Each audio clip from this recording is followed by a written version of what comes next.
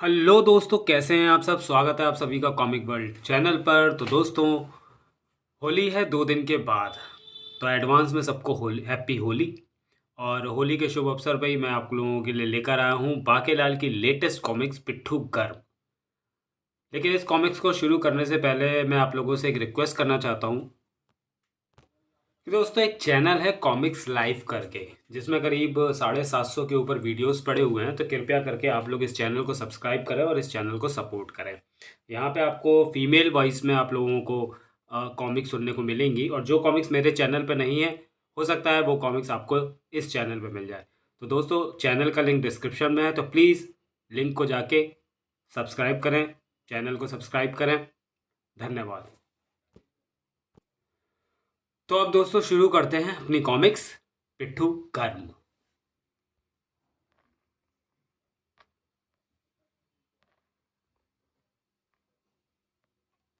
बाकेलाल और पिट्ठू गर्म। मनोज गुप्ता पेश करते हैं पिट्ठू गर्म। आज तो बाकेलाल के क्रोध का कोई ठिकाना ही नहीं था। कहाँ है वो दोनों झूठे और मक्कार गिरगिट और गिरगिटी।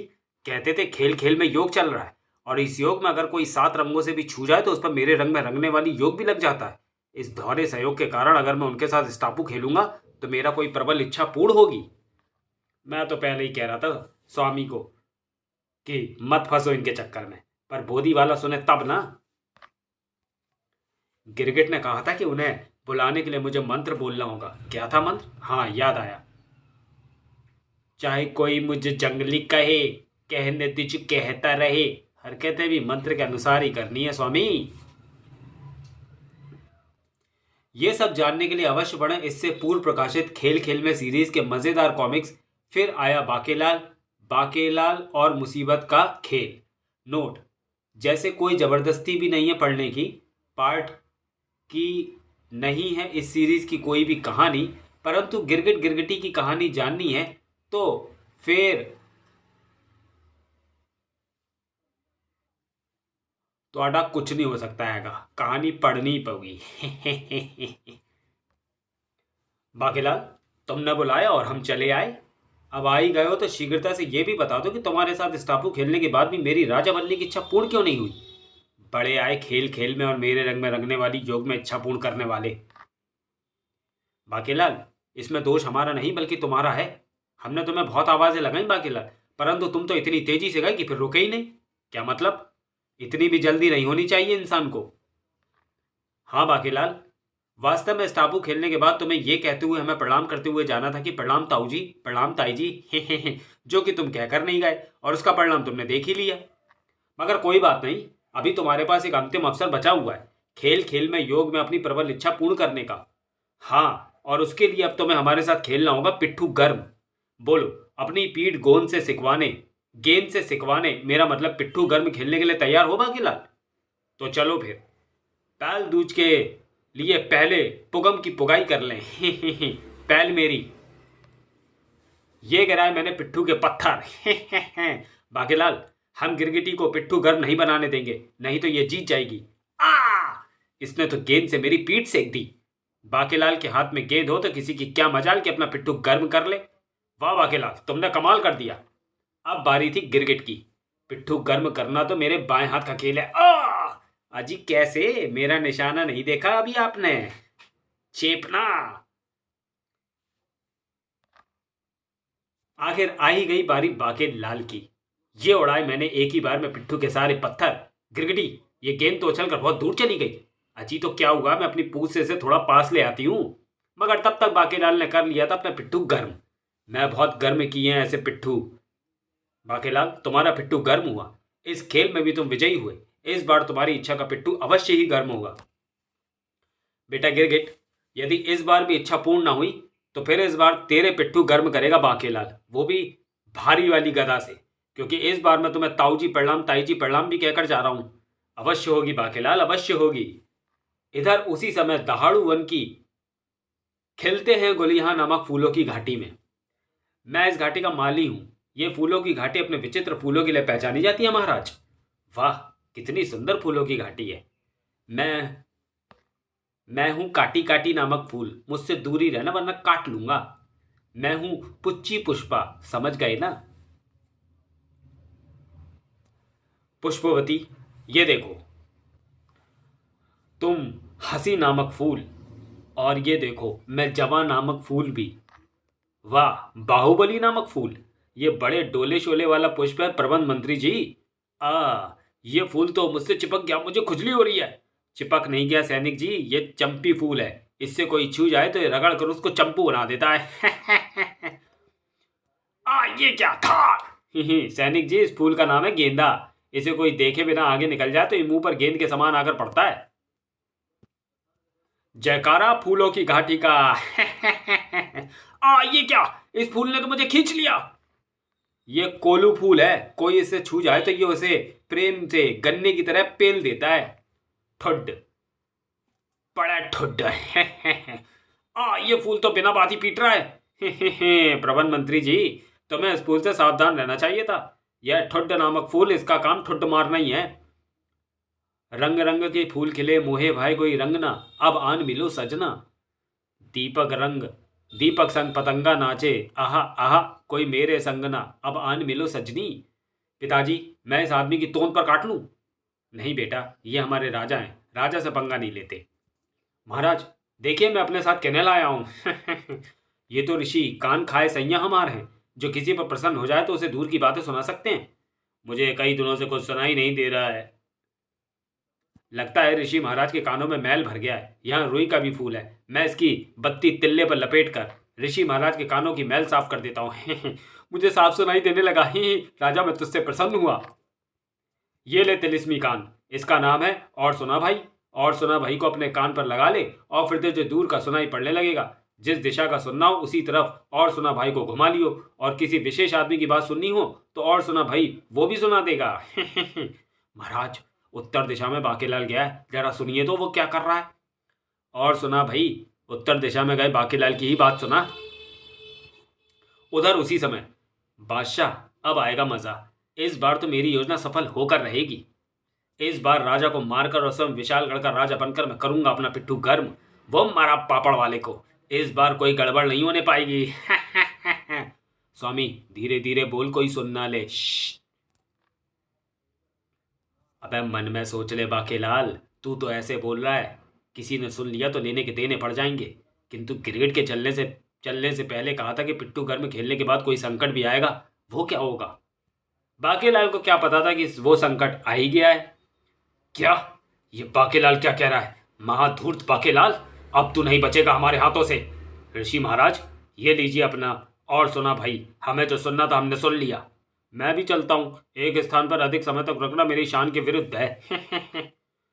अवश्य महाराज ने बाकेलाल को कुछ ऐसा कहते हुए सुन लिया कि उसकी धूर्तता की पोल पट्टी महाराज के सामने खुल गई है। और सुना भाई ने तो कमाल ही कर दिया। मैं आ रहा हूँ बाकेलाल, और तेरा की होगा। Ticket ticket ticket ticket. महाराज को ऐसा दौरा पहले तो कभी नहीं पड़ा। विक्रम सिंह रथ दौड़ाते हुए शीघ्र ही वन में जा पहुंचा। बाकेलाल, रुक जा, घोड़ा रोक दे। अरे मोटा यहाँ, ये तो बड़े गुस्से में भी लग रहा है, हाथ में तलवार भी है। बाकीलाल, तेरी पोल खुल गई। तू मुझे मारकर राजा बनना चाहता है? मैंने ऋषि कान खाए सैया हमार के तिलिस्मी कान से सब सुन लिया है। सत्यानाश जाए उस ऋषि का। षड्यंत्रकारी बाकेलाल, सेनापति ने तो मुझसे कई बार कहा कि बाकेलाल राजा बनने के षड्यंत्र करता रहता है, किंतु मैंने कभी उसका कहा नहीं माना। मगर अब तेरा कपट मेरे सामने आ गया। अब तेरा सिर धड़ से अलग करता हूं। तेरी कोई अंतिम इच्छा है तो शीघ्र बता। नहीं महाराज, तलवार म्यान में डाल लीजिए, अन्यथा अनर्थ हो जाएगा। मैं अभी आपको कुछ भी नहीं समझा सकता, किंतु समय आने पर आप स्वयं ही सबको समझ जाएंगे। यदि आपने मेरा सिर धड़ से अलग कर दिया तो बहुत पछताएंगे। काश मैं तुम्हारी तरह सोच रहा होता तो अभी तुम्हारी पोल पट्टी मेरे सामने खुल जाती, क्योंकि मुझे पता चल जाता कि तू मेरे विरुद्ध षड्यंत्र कर रहा था या नहीं। मधुबन में राधिका नाचे रे, गिरधर की मुरलिया बाजे रे, ही त्रिगिट त्रिगिट धा धा धई ध ध धई। ऋषि महाराज, कृपया थोड़ी देर के लिए अपनी ढोलकी बंद कर दें। मैं बहुत क्रोध में हूँ, इस दुष्ट बाकेलाल का सिर काटना है। ऋषि को बातों में उलझा बाकेलाल, अन्यथा मोटा कहीं तेरा सिर सच में ही न कलम कर डाले। हे बाबा, आप कौन हैं? वन में ऐसी ढोलकी बजाते क्यों घूम रहे हैं? इस वन में शेर चीते और लकड़बग्गे भी हैं, नाश्ता कर लेंगे आपका। अपने बुढ़ापे पर थोड़ा तो रहम कीजिए। तुम कितने दयालु हो बाकेलाल। बाकेलाल, मैं हूँ ऋषि ढोलकी के, मुझे किसी का भय नहीं। मैं जब ढोलकी बजाते हुए गुजरता हूँ तो वन के पशु पक्षी झूम झूम कर नाचने लगते हैं। वो देखो, हे। तितली बनूं उड़ती फिरूं मस्त पवन में, आज मैं आजाद हूँ संसार के चमन में। तेरी रब ने बना दी जोड़ी, तू हाँ कर या ना कर यारा, झूम झूम के नाचो आज गाओ खुशी के गीत रे। ओ हाँ, मेरा भी मन नाचने को कर रहा है। हाँ, मन तो मेरा भी कर रहा है। नाचे मन मोरा मगन तिगधा दिग दिग दिग। वाह, ये ऋषि ढोलकी के तो बड़े सही अवसर पर पधारे हैं। महाराज विक्रम सिंह, मैंने तुम्हारी शंका जानी। मैं उसी के समाधान हेतु ही ढोलकी बजाते हुए इधर तुम्हारे पास आया हूँ। अब मैं पहले ढोलकी बजाना बंद करता हूँ। नहीं नहीं, थोड़ी और बजाइए। कितनी अच्छी बज रही थी ढोलकी। मैं महल से छैने भी मंगवा लेता हूँ, तब और मजा आएगा। मंगा क्या लेता हूँ, मैं खुद ही ले आता हूँ। बाकेलाल, रहने दो। अब तो मेरे हाथों तुम्हारी गर्दन का नगाड़ा ही बजने वाला है। महाराज, आपको बाकेलाल की मंशा पर संदेह है। आप कह रहे थे कि यदि आप बाकेलाल होते तो आपको इसके षड्यंत्र का पता चल जाता। हाँ, ये सच है। किंतु ये झूठ है। ये सत्य है। मेरे पास किसी भी इंसान का चरित्र बदल देने की शक्ति है। मैं जीवन में 2 बार अपनी शक्ति का प्रयोग कर सकता हूँ। तुम राजा हो तो मैं इस बाकेलाल के प्राण बचाने हेतु तुम पर अपनी शक्ति का प्रयोग कर सकता हूँ, ताकि तुम्हारे हाथों किसी निर्दोष की हत्या का पाप न हो जाए। तुम कहो तो मैं तुम दोनों के चरित्र बदल दूं। कुछ ही दिनों में दूध का दूध और पानी का पानी हो जाएगा। क्या सच? ये तो बहुत अच्छा होगा। यदि मैं बाकेलाल बन जाऊं तो मुझे इसकी दुष्ट मंशा का पता चल जाएगा। आप ठीक कहते हैं महाराज।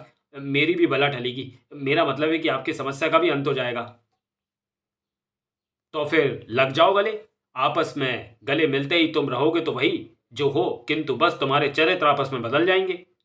ये भूले बिना कि तुम राजा हो और तुम बाकेलाल, अर्थात बाकेलाल के विचार तो हो जाएंगे महाराज के विचार जैसे, और महाराज का विचार व्यवहार हो जाएगा बाकेलाल के जैसा। साथ ही तुम्हें अपना अभी का व्यक्तित्व भी स्मरण रहेगा। अब मेरी राजा बनने की योजना का क्या होगा? किंतु मैं भी क्या करूं? अभी तो मेरे लिए अपने प्राण बचाना ही सबसे आवश्यक हो गया है। अब मैं जान सकूंगा कि बाकेलाल के विचार मेरे बारे में क्या हैं। अब तुम अपने अपने रास्ते चलते बनो, परंतु स्मरण रहे, अब बाकेलाल चरित्र से विक्रम सिंह है और विक्रम सिंह बाकेलाल, और ये रहस्य तुम दोनों को स्वयं तक ही रखना होगा। होड़प्पा चल दे पाएंगा। घोड़ी, तेरा गाँव बड़ा प्यारो, खा ले थोड़ा चारो, आके हारे त्रिगिटा। अबे कितना धीमे चलते हो बे घोड़ों, थोड़ा तेज नहीं चल सकते? रथ में जुतने के लायक ही नहीं। ओह, मेरे अंदर बाकेलाल के गुण आने लगे। ये महाराज को क्या हो गया? आज तक मुझे कभी कोड़ा नहीं मारा। बादशाह, आराम से चल, कहीं पहुंचने की कोई जल्दी नहीं है। तेरे पाँव में कांटा ना चुभ जाए। मेरा पाँव, मेरा मतलब मेरे खुर में तो नाल लगी है, मुझे कांटा नहीं चुभ सकता। ये स्वामी को क्या हो गया? कितने प्यार से बोल रहा है। संसार पर एक भयानक संकट मंडरा रहा था। अरे दीवानो, मुझे पहचानो, जरा पहचानो, मैं हूं कौन, मैं हूं कौन, मैं हूं कौन, मैं हूं कौन? बल्कि अवतार और कौन? राजापुरम। मैं कलयुग पर राज करने आया हूँ। संसार के सभी राजाओं को मेरे साथ खेलना होगा पिट्टू गर्म। पराजित होने पर राजा को अपनी पूरी सेना सहित करना होगा लुंगी नृत्य, नहीं तो मैं उसकी पोंगी बजा दूंगा। हे। राजापुरम के राजा कबूतर सिंह, तुझे खेलना होगा पिट्ठू गर्म। मैं तैयार हूँ। पिट्ठू गर्म में आज तक मुझसे कोई विजयी नहीं हुआ। आगे भी तो सुन। तू विजयी हुआ तो मैं अपनी सेना और तेरी सेना के साथ लुंगी नृत्य करूंगा। मैं विजयी हुआ तो तू अपनी सेना के साथ मेरे और मेरी सेना के साथ लुंगी नृत्य करेगा। पिट्ठू के पत्थर तो लगवा, फिर देखता हूँ कि तू कैसे विजयी होता है। लगाओ रे पिट्ठू के पत्थर, और पिट्ठू वाली गेंद भी लाओ। पत्थर लग गए, आरंभ हो गया खेल। पिट्ठू गर्म की गेंद ऐसी नहीं होती, हमारी गेंद ऐसी होती है। चल पहल तेरी, तू भी क्या याद करेगा? खेलना तो पड़ेगा ही, अन्यथा ये छोड़ेगा नहीं। था, ये हुए मेरे पिट्ठू गर्म। ये था। गेंद बल के अवतार के हाथ में हो तो किसी के पिट्ठू गर्म नहीं हो सकते। हाँ, खाल जरूर गर्म हो सकती है। राजा कबूतर, तू पराजित हो गया। अब तुझे मेरे और मेरी पूरी सेना के साथ लुंगी नृत्य करना होगा। किंतु अभी तुमने तो अपना पिट्ठू गर्म किया ही नहीं। जब तू पराजित हो ही गया तो फिर मुझे अब खेलने की क्या आवश्यकता है? यह अन्याय है, और लुंगी नृत्य मुझे नहीं आता। मेरे बाप ने भी कभी नहीं किया था। उसकी चिंता तू मत कर राजा। नृत्य मुझे तुझे मेरा नृत्य निर्देशक दैत्य भंभोड़ खा सिखा देगा। चल राजा, मैं तुझे लिंगी नृत्य सिखाता हूँ। नृत्य की प्रथम मुद्रा बना ले। नृत्य करने के लिए संगत पर है मेरी दाई ओर तू बला वादक दैत्य कपटी जी महाराज, और बाई ओर में मृत्यु वादक दैत्य धुकधुकी जी महाराज। महान बल्कि अवतार, अब मैं नृत्य आरंभ करता हूँ। 7 समंदर पार में तेरे पीछे पीछे आ गया। थम। बल्कि अवतार और उसकी सेना के पांव की धमक से हमारी सेना घोड़ों सहित गिर पड़ी। भागो महाराज, कबूतर सिंह को सूचित करो, महल गिर गया। महाराज, हुड़ताटा की हो, दैत्य के पांव की धमक से महल ढह गया। क्या? और ये लुंगी नृत्य भी नहीं है, मैं भी गिर गया। महाराज, अपनी पराजय स्वीकार कर लें, अन्यथा हमारी मृत्यु निश्चित है। यह कुचली पुड़ी डर नृत्य है, लुंगी नृत्य इसके बाद आरंभ होगा। नृत्य के लिए तुम्हें ऐसी लुंगी और कुर्ता दिए जाएंगे जिनमें मधुमक्खियां घुसी होंगी। उधर उसी समय विशालगढ़ में। कहो गुप्तचर, क्या सूचना लाए हो? सूचना पक्की है महाराज। कई राज्यों में अपने नाम का आतंक और डंका बजाते हुए अपनी 1 लाख नचैया दैत्यों की सेना लेकर दैत्य बल की अवतार इसी ओर आ रहा है। वो कई राजाओं को मार चुका है। उसने कई नगर मलबे के ढेर बना दिए। उनके नृत्य की धमक से हाथी घोड़े गिर जाते। आज तक पिट्ठू गरम में उससे कोई जीत नहीं पाया। लुंगी नृत्य करवाता है तो लुंगी और कुर्ते में मधुमक्खी छोड़ देता है। बड़ा खतरनाक दैत्य है महाराज। बाकीलाल, ता फेर होड़ा पद की होगा। महाराज, आप घबराएं नहीं, मेरे रहते वो यहाँ पर भी नहीं मार सकता। यहाँ पर भी नहीं मार सकता। उसके पर नहीं है बाकीलाल जी। होंगे भी तो हम कुतर देंगे सेनापति जी। विशालगढ़ के चप्पे चप्पे पर सैनिकों का पहरा लगवा दो। हाँ, और मैं महल के पिछवाड़े में तैनात रहूंगा, कहीं वो पिछवाड़े से आक्रमण न कर दे। विक्रम सिंह की रातों की नींद उड़ गई थी। इस कमबख्त दैत्य को विशालगढ़ में आने की क्या आवश्यकता थी? अब मेरा क्या होगा? मुझे तो दैत्य के नाम पर ही मूर्छा आने लगती है। अरे हाँ, क्यों ना कुछ दिन के लिए विशालगढ़ से ही दूर चला जाए।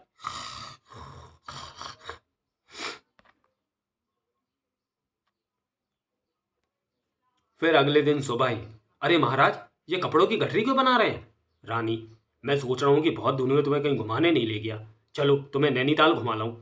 मैंने दातुन, गंगा तेल, तौलिया सब रख लिया है। तुम्हारे वस्त्र भी रख लिए हैं। रसोई मंत्री से कहकर रास्ते के लिए अचार पराठे भी बनवा लिए। बस हमें तुरंत ही निकलना होगा।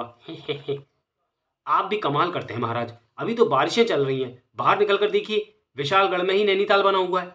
महल के बाहर ही नदी बह रही है। मैं तो बाकेलाल के साथ नौका विहार पर जा रही हूँ, क्योंकि पिछली बार आपके साथ गई थी तो नौका ही डूब गई थी। एक मैडम के आपके वस्त्रों में घुस गया था।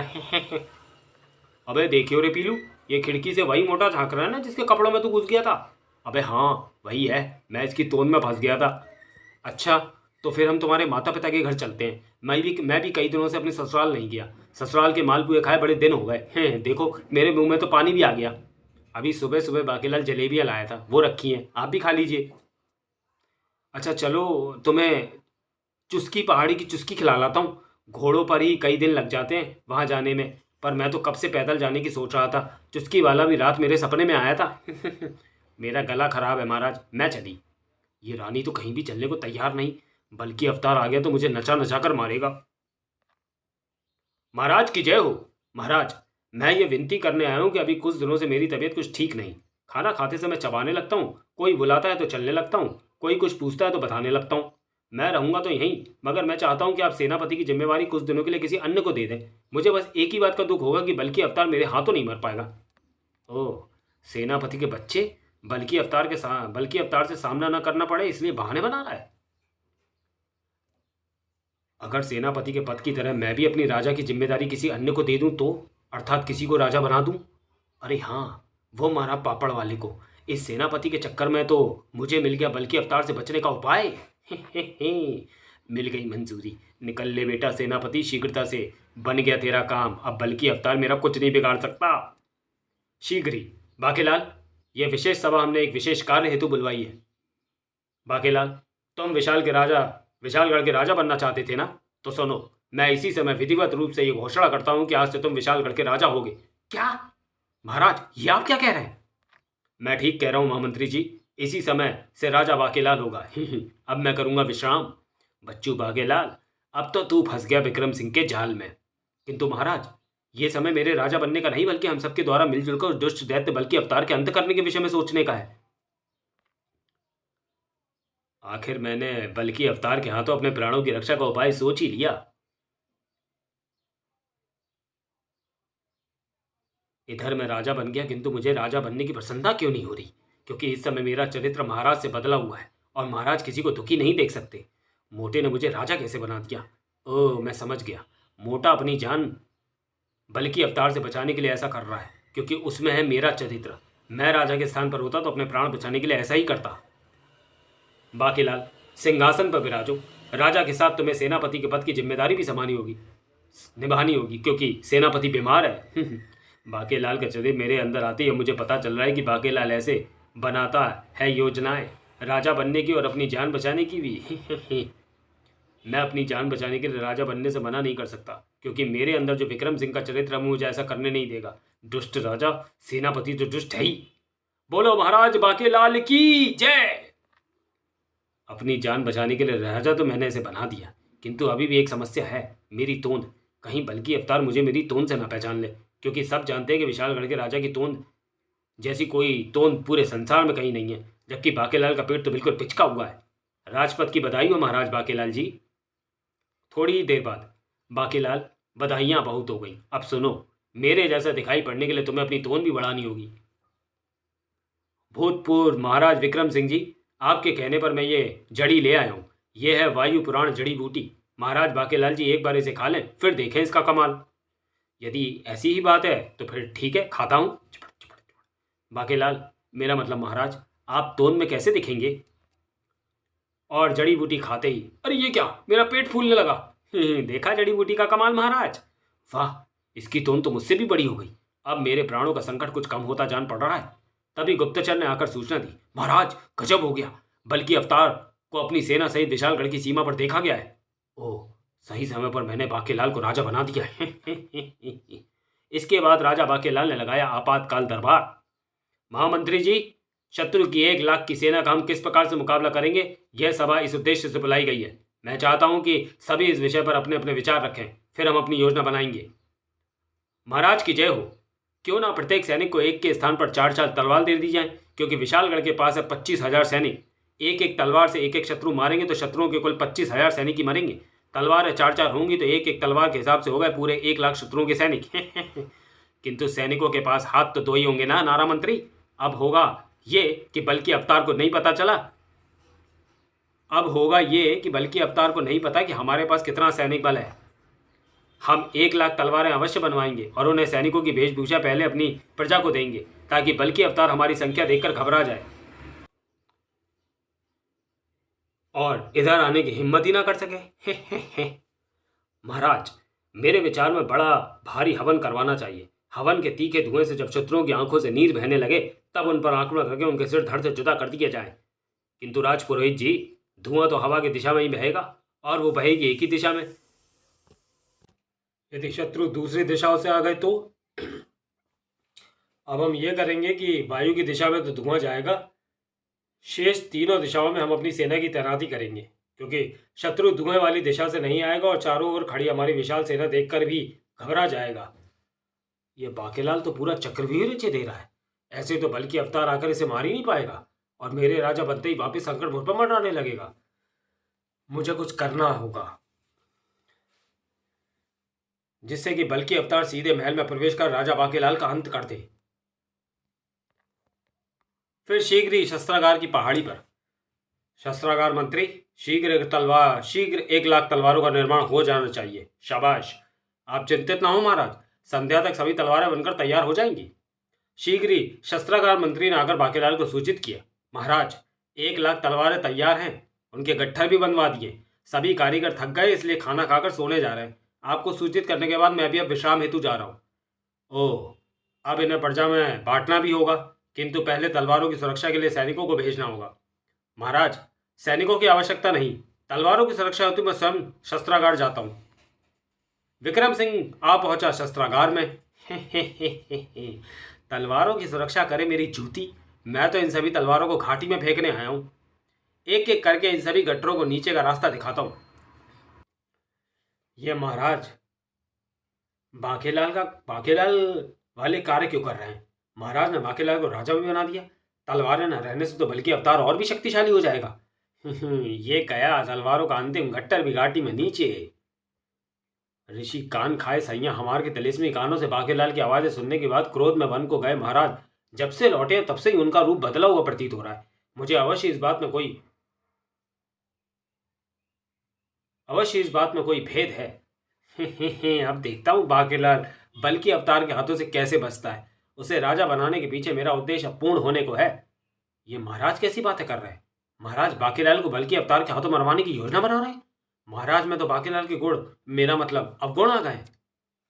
विशालगढ़ की सेना असली सेना ना होकर यहाँ के भोले भाले नागरिक हैं।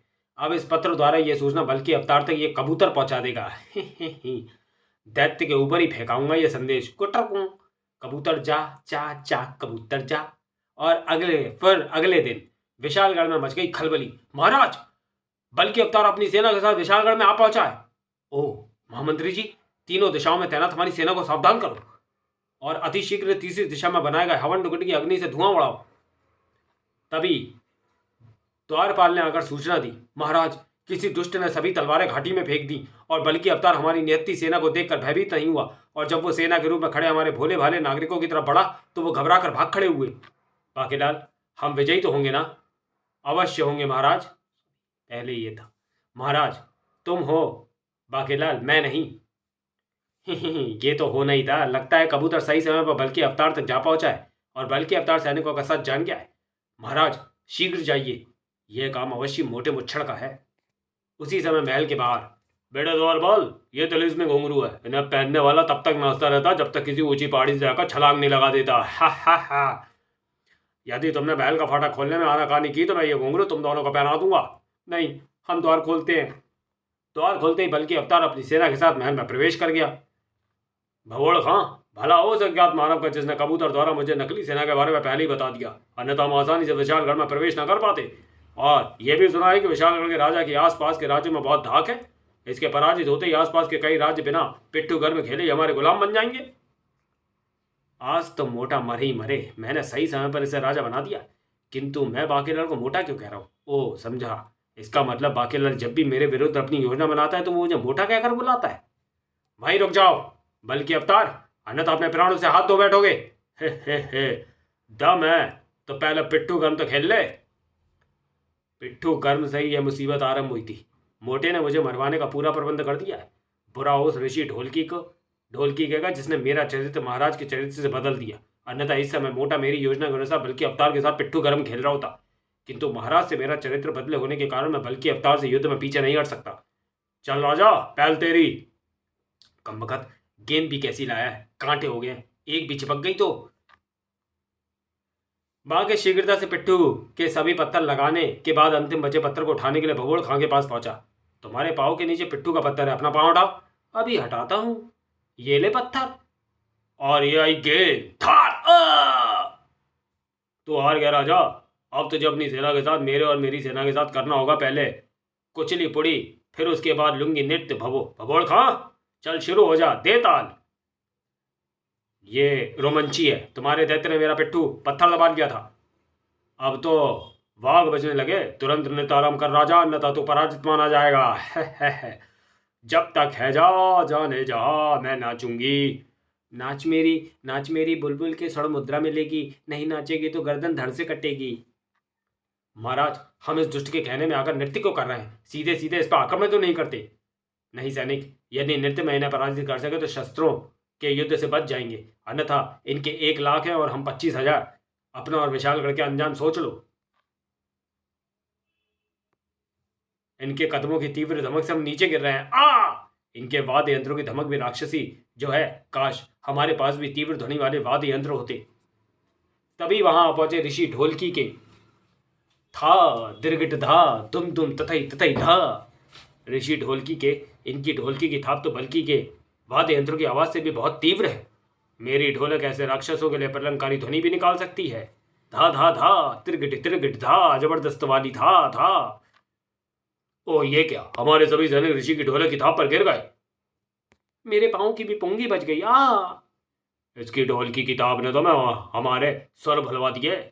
ऋषि को यहाँ बुलवा कर तूने अपनी मृत्यु बुला दी थी। राजा, अब एक ही मुक्के में तेरा पेट फाड़ता हूं। धा जोश में मैं ये भी भूल गया कि मेरी और मेरी पूरी सेना की मृत्यु पेट की वायु से ही होनी थी। हुड़की होगा, अब आएगा भयंकर भवंडर जिसमें हम सब उड़ जाएंगे। बूम, हम विजयी हो गए। हे मैं हूं भवंडर, उड़ जा काले कामा तेरे मुंह विच खंड पावा। फिर शीघ्र ही महाराज विक्रम सिंह, आशा है कि आपकी समस्या का निदान हो गया होगा। हाँ बाबा, इस दुष्ट बाके का चरित्र मुझे मिल गया। तो उसके प्रभाव में मैं न जाने क्या क्या योजनाएं बनाई। ओह, तो ये बात थी महाराज, तभी आपने सभी तलवारें घाटी में फेंक दी थी। देखा महाराज, मैं तो पहले ही कहता था कि बाकीलाल भरोसे के लायक नहीं। विक्रम सिंह तलवारें घाटी में फेंकने की बात, अपनी जान बचाने के लिए बाकी को राजा बनाने की बात, रानी के साथ नैनीताल जाने की बात, सब कुछ बताता चला गया। सबसे पहले तो तुम दोनों फिर से गले मिलो ताकि तुम्हारे चरित्र तुम्हें वापस मिल जाए। फिर कमबख्त मोटे मुच्चर ने मुझे मरवा कर अपना पिट्ठू गर्म कर ही लिया था, किंतु अब मुझे कुछ ऐसा कहना होगा जिससे मोटे को मुझ पर संदेह न होने पाए। महाराज, किंतु अंततः तो शत्रु पर हमारी विजयी हुई ना। यही तो मैं करता हूं।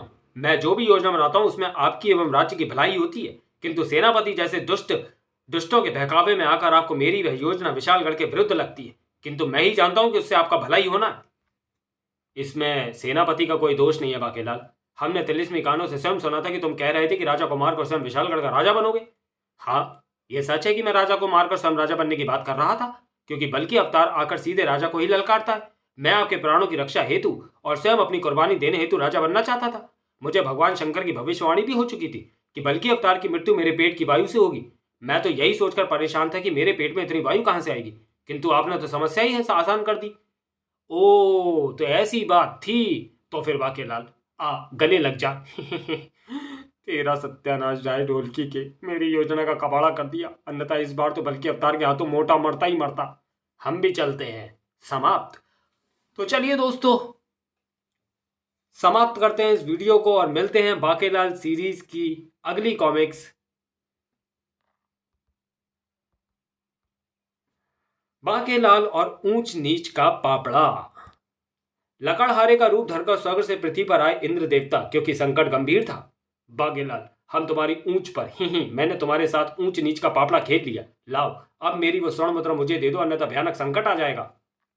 मैं हूं राक्षस लोक का सबसे खूंखार राक्षस जान बेरहम इंद्र देवता।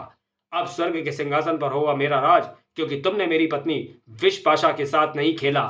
ऊंच नीच का पापड़ा।